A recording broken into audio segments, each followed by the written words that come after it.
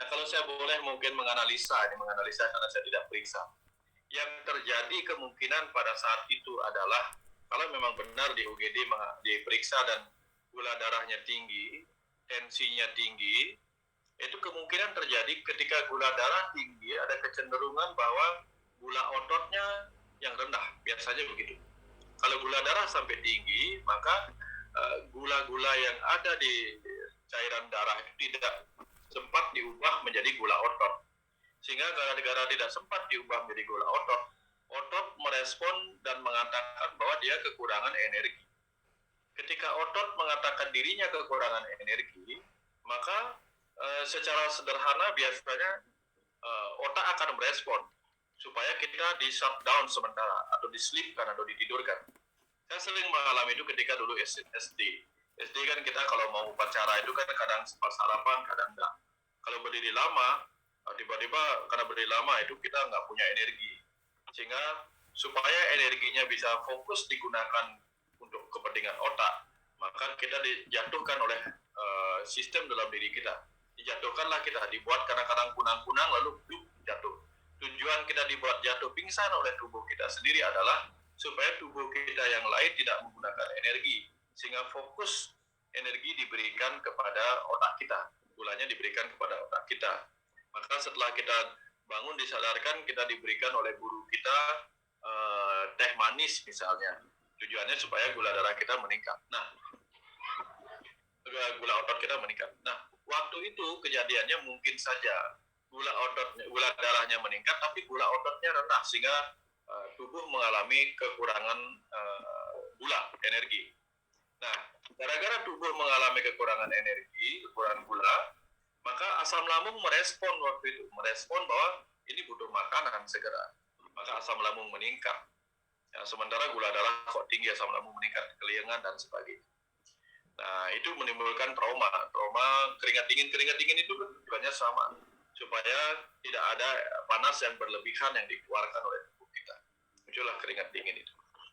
Nah, kemudian ketika hasilnya adalah asam lambung kemudian meningkat, kemudian ternyata ada batu kandung empedu gitu. Nah, pankreasnya juga kena karena batu kandung empedu itu. Empedu itu kan cairannya dibawa ke pankreas, masuk ke usus 12 jari, keluar di pankreas, masuk ke pankreas, keluar di usus 12 jari, itu memberi warna pada kotoran kita sehingga menjadi berwarna kuning. Nah, itu cairan empedu adalah darah-darah yang dihancurkan menjadi zat-zat besi dan darahnya dipisahkan sehingga ada warna-warna biru, kalau hijau ya hijau. Jadi kandungan cairan empedu itu seperti itu warnanya untuk memberi warna itu. Nah, ketika dia berefek ke pankreas, dia bisa menimbulkan efek pankreas mengalami gangguan fungsi. Nah, kalau sudah mengalami gangguan fungsi, ya dia berefek kepada gula darah. Kalau dia yang kena insulinnya secara mendadak. Tapi syukurlah kalau memang semua itu kemudian melalui pengobatan-pengobatan tradisional, herbal, dan obat-obatan medis itu kemudian sudah terselesaikan, mulai mengalami perbaikan. Syukurlah di situ. Nah, sekarang supaya trauma itu tidak lagi muncul, ada baiknya kalau di cukup waktu untuk kapan-kapan datang ke ke berobat medis, diperiksa ulang. Misalnya kadar kondisi darahnya. Kemudian apakah ada peningkatan dari bilirubin?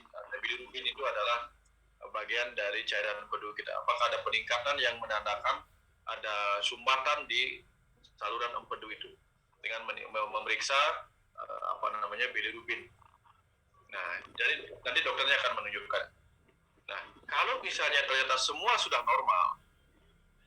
normal seperti biasa, tidak ada masalah secara fisik lagi, di situ kemudian trauma itu dengan jauh lebih mudah bisa dihilangkan karena sudah terbukti secara fakta, realitas, karena medis sudah tidak ada masalah lagi. Itu akan lebih mudah menguatkan.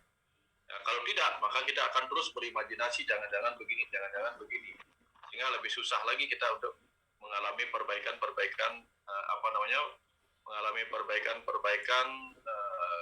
ketenangan pada batin kita, kira-kira seperti itu. Nah, kalau sudah demikian, caranya ya periksa kembali ke medis untuk memastikan bahwa sudah tidak ada apa-apa lagi yang perlu ditakutkan, dicemaskan. Nah, kira-kira seperti itu Pak Agung. Ya, situasi yang mungkin terjadi yang menyebabkan trauma. Kira-kira seperti itu. Ya. Silakan kalau ada pertanyaan lagi. Ini Pak, pertanyaan dari saya ini Pak. Ya. Nah, kalau yang berkaitan dengan trauma ya Pak misalnya, kalau saya itu kan dulunya ada beberapa trauma yang mengawali dulu saya kena psikosomatis. Di antaranya itu kan awalnya itu kan dari paman saya itu kan sakit cuci darah. Nah, tapi dari beberapa teman dalam tanda petik itu dukun dalam tanda petik dukun itu kan berstatement bahwa ini kena santet gitu kan. Nah, kena santet sampai yang mengobati itu sampai sekitar 40-an orang datang ke rumah.